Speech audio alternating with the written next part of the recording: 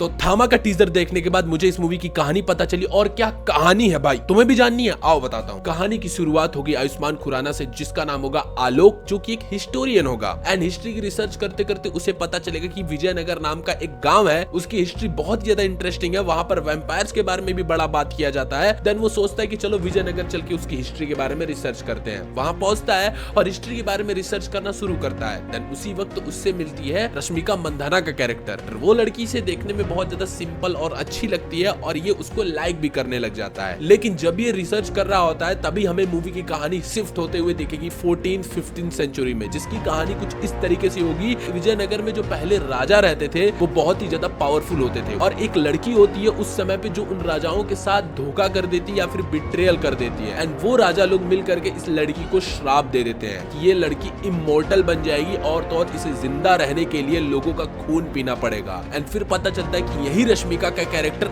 Immortal है और तभी से जिंदा है और आज तक यही वैम्पायर है जो कि लोगों का खून पी करके विजयनगर में रह रहा है। इसके बाद एक और बड़ी मिस्ट्री अनरिवील होती है कि आयुष्मान खुराना यानी आलोक का पुनर्जन्म हुआ है। पास्ट में वो भी रश्मिका से कनेक्टेड था और इन दोनों की बड़ी डार्क लव स्टोरी थी और प्रेजेंट में भी इन दोनों की बहुत डार्क लव स्टोरी हो जाती है। इसी तरीके से पास्ट की स्टोरी प्रेजेंट की स्टोरी कनेक्ट होगी, लेकिन फिर इसमें एंट्री होगी मेन विलन यानी यक्षासन यानी नवाजुद्दीन सिद्दीकी के कैरेक्टर का, जिसका मेन काम यही हो कि वो रश्मिका को गार्ड करता रहेगा कि वो कहीं अपने वैम्पायर की ये जो उसे कर्ष मिला है वो उस कर्ष को खत्म ना कर दे। और लास्ट में फिर आयुष्मान खुराना और रश्मिका अपने इस कर्ष से मुक्त होने के लिए फाइनल बैटल सीक्वेंस करेंगे और यक्षासन को हरा देंगे। लेकिन फाइनली ये दोनों वैम्पायर की इस पावर से मुक्त नहीं होंगे, बल्कि ये दोनों खुद वैम्पायर बन जाएंगे। और लास्ट में फिर एंट्री होगी भेड़िया यानी वरुण धवन की और यहाँ पर वैम्पायर और वेयरवुल्फ का क्रॉसओवर होगा। अगर तुम पूरी कहानी और डिटेल में जानना चाहते हो तुम 200-300 कमेंट कर दो, मैं वीडियो लॉन्ग बना दूंगा।